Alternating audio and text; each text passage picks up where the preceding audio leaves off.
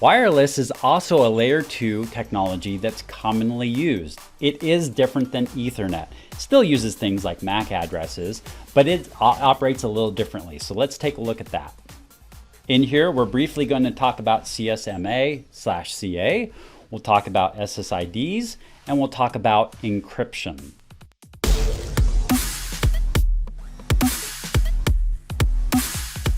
Wireless LANs use some sort of access point to communicate. Devices talk directly to this access point, and then communication could happen through the access point to these different devices. And so now we have a wireless LAN, or devices are connected all through a LAN using this wireless access point. Because it has to go through all the same access point, and this access point is limited in the amount of transceivers it has, it acts more as a hub.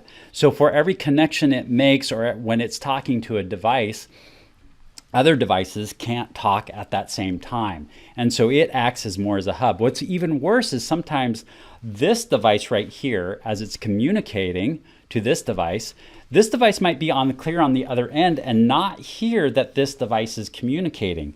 So there can be some issues where two devices are trying to talk at the same time and cause this interruption. And the further a machine gets out from that area, because there's a very limited range that wireless has, the further this device goes out, the more problems it causes with the other device. So if this device is talking at a very low, maybe it's talking at a 1 megabit per second, even if this machine had a 300 megabit per second connection to this wireless access point, it would have to stop and wait for this device before it could communicate, because this device is talking at a 1 megabit per second.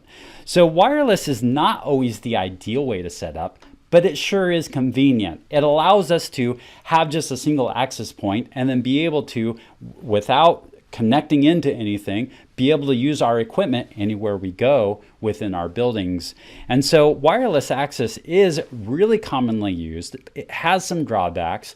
This, what we're going to be getting into, is not going to be an exhaustive list of pros and cons for wireless, but just a brief overview of wireless LANs. Now, as we mentioned, this acts as a hub, so multiple devices could talk at the same time. So what do they use? They use carrier sense multiple access, so there's multiple devices accessing this. It's going to sense to see if anybody else is talking. And then what it's going to do is it's going to announce that I am going to talk before it tries to communicate. So it will send out a message before it tries to communicate, letting others know that it's going to talk. And then provided that there's no collision with that, then it will talk. And then, so all the communication can happen with these different devices, with trying to limit the amount of collisions that happen. Of course, there's still going to be collisions. If there is a collision, there's going to be some sort of back-off algorithm that happens between the two devices that had the collision. They'll both wait a random amount of time, and one will try to start communicating before another because it waits for a random amount of time to communicate.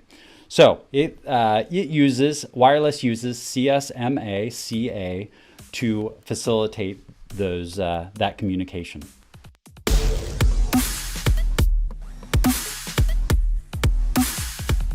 An access point will have some sort of SSID, or service set identifier, or an access point could actually have multiple SSIDs.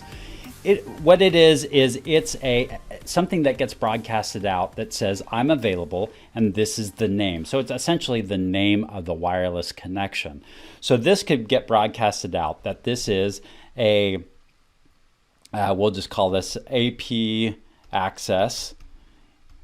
And then when you get onto your device and you look or scan for what networks are out there, then it will come up with the name of a network. Well, that name of that network is the SSID, or service set identifier.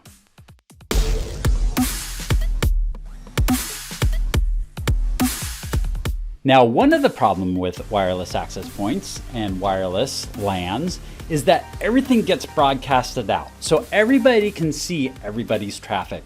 there isn't really a way you can put something in a direction. You can put signal in the direction the best you can, but anybody that's in that vicinity will be able to read that data and take a look at that data. So the reason for that is, since it's being broadcasted out all around the device and not just in a single direction, you need to somehow implement some sort of security. So more so than any other communication, you need to have your wireless access point secure, and you need to take your wireless networks and make sure that they are encrypted. So lots of different ways to implement this security, but the key to this is you need to encrypt that information that's going from your clients to your access point. Otherwise, anybody will be able to see that traffic, and if there's some sort of sensitive information that's going across those lines, then any of those devices are going to be able to see that traffic and be able to take a look and see what's happening. It's especially if usernames or passwords are going across clear text, that could be a real problem there. So yeah, encrypt your wireless LAN traffic.